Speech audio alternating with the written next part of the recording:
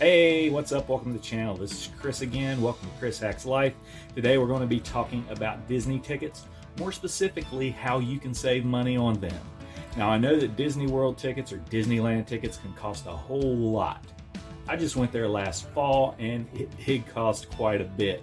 However, there are options for you that can help you save a few bucks on the process of getting the tickets. One of those might be very surprising to you, and that would be going to Sam's Club. Sam's Club offers you the opportunity to buy tickets to Disney World or Disneyland or Disney stores.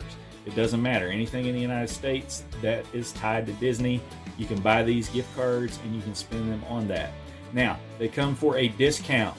For example, $75 worth of Disney gift cards only cost you about 71 bucks. So that's a savings of about 4% right there. They have higher denominations, so you can buy $150 or $500 worth of Disney gift cards at Sam's. But you're only going to get 3% off at that point.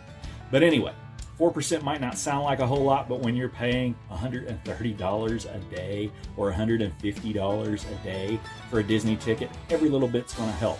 Also, you can use that for souvenirs and for meals in the actual parks once you get there.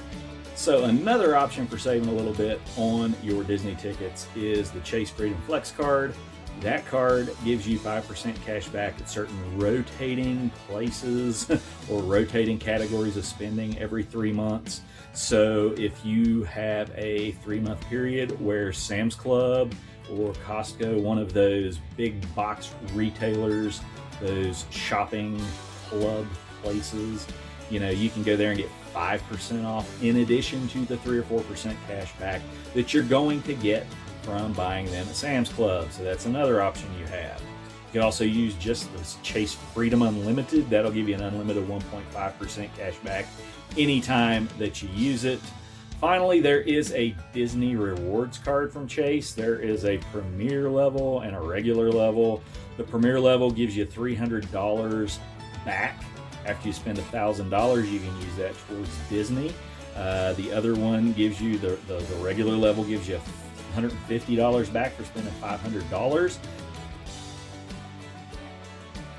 The difference is the Premier card charges you a $49 annual fee, where the regular old Disney Reward card gives you no annual fee.